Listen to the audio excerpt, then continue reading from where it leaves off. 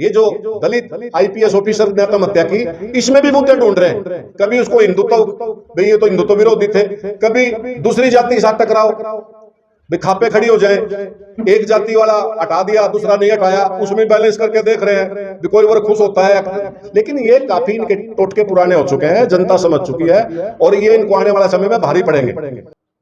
जहां जहां बीजेपी सत्ता में आती है उस प्रदेश को किसी न किसी चीज की लेबोरेटरी बनाती है। गुजरात को किसी चीज की लेबोरेटरी बनाई थी, उत्तर प्रदेश को किसी चीज की लेबोरेटरी बनाई थी, ये हरियाणा प्रदेश को भी जातिगत लेबोरेटरी बनाना चाहते हैं, टेस्ट कर रहे हैं और लोगों की पेशेंस और धैर्य को परख रहे हैं।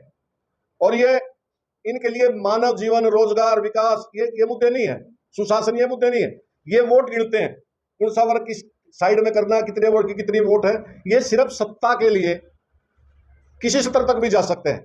लेकिन आहिस्ता आहिस्ता किसान आंदोलन में इन्होंने किसानों को राष्ट्र विरोधी देशद्रोही घोषित करने की कोशिश करी, समाज गण्य वर्गों की भावनाएं उद्वेलित की, पहलवानों के आंदोलन में करी, सोनम वांगचुक के आंदोलन में करी, शाहीन बाग में करी।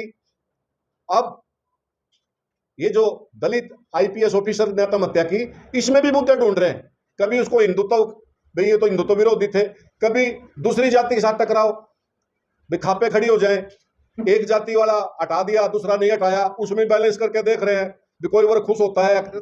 लेकिन ये काफी इनके टोटके पुराने हो चुके हैं, जनता समझ चुकी है और ये इनको आने वाला समय में भारी पड़ेंगे। क्योंकि ये आप चुनाव में किसी प्रदेश में भी चले जाओ, ये किसी भी चुनाव में विकास के नाम पर तो वोट मांगते नहीं, भाई हमने 5 साल अच्छा काम किया, ये क्या करता हूं, किसी भी चुनाव में वोट नहीं मांगते, ध्रुवीकरण करके वोट आज तक इन्होंने इकट्ठा करी है। लेकिन हर चीज का एक एंड आता है।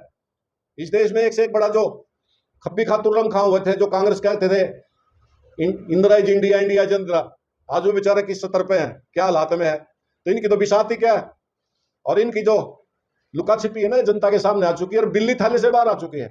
प्रदेश के मुख्यमंत्री स्वयं ये सिद्ध कर चुके हैं कि वो निर्णय लेने में असक्षम है। कौन हरियाणा चला रहा है, कौन अफसरों की नियुक्ति करता है, कौन किसको हटाने का अधिकार है, ये स्पष्ट हो चुका है। सिर्फ ये कह देने से कि दोषियों पर कड़ी कार्रवाई होगी, भाई कब होगी? पोस्टमार्टम तक नहीं हो रहा, वो संस्कार तक नहीं हो रहा, इतनी संवेदनशील घड़ी में तुरंत एक्शन होना चाहिए था।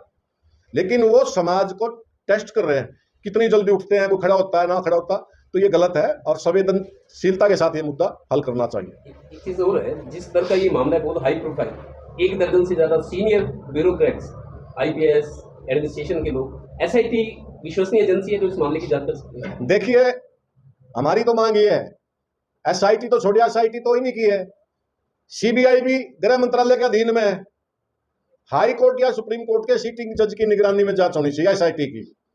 और फिर या तो फिर कानून बनाओ सारे देश में और प्रदेश में, कोई आम आदमी के खिलाफ यही मामला होता उसे तुरंत गिरफ्तार करके जेल में भेज दिया गया होता। इससे पहले ये इन्होंने खुद प्रूव कर दिया कि पिक एंड चूज कर रहे हैं। या तो सारे प्रदेश में घोषणा कर दे कि आज के बाद जो भी केस होंगे, कोई आंदोलन हो, कोई दबाव हो, हम पहले इस प्रकार ही मुकदमा दर्ज करेंगे, इस प्रकार ही जांच करेंगे। व्यक्ति विशेषों के खिलाफ क्यों? और परिवार की जो मांग है, फिलहाल 2 के खिलाफ एक्शन लें, बाकियों की जांच में रोल मिलेगा, पकड़े जाएंगे नहीं पकड़े जाएंगे। एक भी आदमी के साथ नहीं कर रहा, भाई आम सामान्य व्यक्ति का हो, अब से तो 2 घंटे में उठाकर अंदर कर देते।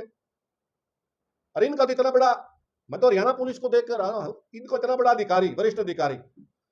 और फिर यह भी देखना चाहिए कि उन्होंने समय समय पर क्या चिट्ठियां लिखी थी। मुझे ध्यान है कि पिछले साल शायद उन्होंने भी लिखा था कि वरिष्ठ आईएएस और आईपीएस डबल कोठियों में रहते हैं, काफी अफसरों अधिकारियों की कोठियां खाली हुई थी। समय समय पर उन्होंने जो चुनाव के समय भी ट्रांसफर को लेकर के ऑब्जेक्शन उठाए थे। इस देश में अगर कोई ईमानदारी से या संविधान के अनुसार या न्याय और कानून के अनुसार चल करके अगर कोई नौकरी करना चाहे तो ये करने नहीं देंगे। इनकी जी हजूरी इनकी गुड बुक में होगा तो वो राष्ट्रवादी भी, वो हिंदुत्ववादी भी, वो देश का अच्छा ऑफिसर। और ऐसी क्या खास बात है डीजीपी शत्रुजीत कपूर में कि उसके लिए सब कुछ सुनने में तो यह रहा है कि जो राष्ट्रवाद के नाम पर जो ठेकेदार बनते हैं कि उनका भी संरक्षण प्राप्त है, और समाज में तरह तरह की बातें चल रही है। तो क्यों चलने दे रही है सरकार? इतनी क्या मजबूर है कि सारे हिंदुस्तान के वरिष्ठ नेता, चाहे सोनिया गांधी जी हो, राहुल गांधी जी हो, केजरीवाल जी हो, मायावती जी हो, अखिलेश जी, तेजस्वी, सब ने ही मांग करी है। और एक अधिकारी को बचाने के लिए इतने, मतलब ये तो इन्होंने दिखा दिया कि ये कितने निरंकुश हो चुके हैं। ये कुछ समझते नहीं किसी को।